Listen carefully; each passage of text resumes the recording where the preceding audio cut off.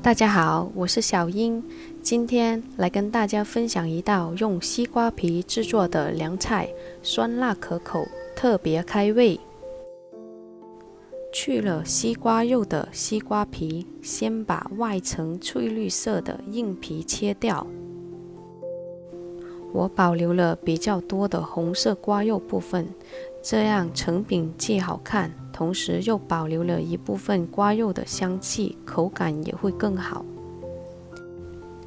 西瓜可以说是夏季最受欢迎的一种水果了，很多人都会买来吃，吃了之后瓜皮多数是直接扔了，但其实西瓜皮还有很多功效和作用，它既能消暑利尿，也能解热止渴。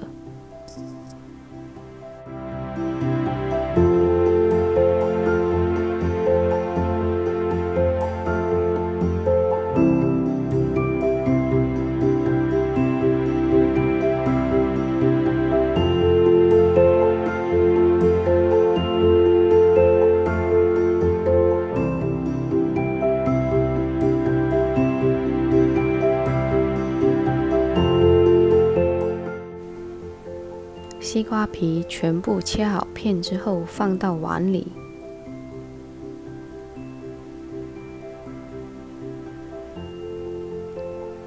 加入适量的盐，用手搓拌均匀。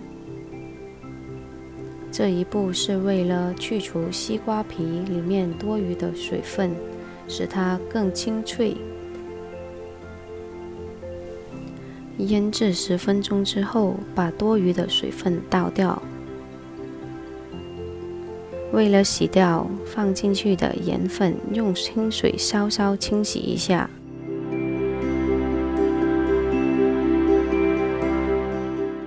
把水沥干净之后，就可以开始调味了。加入2个指天椒，用剪刀剪碎。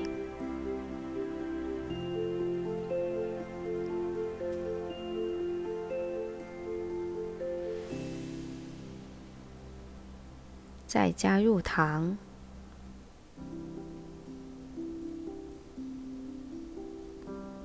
少许的盐和倒入白醋，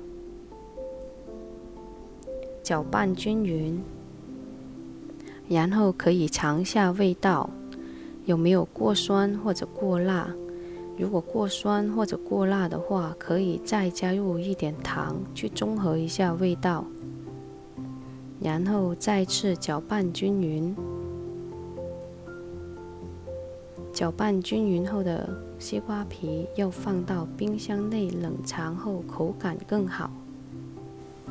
大概冷藏半小时时间就可以了。拿出来倒到盘子里，这道简单美味、酸辣可口的凉拌西瓜皮就完成了。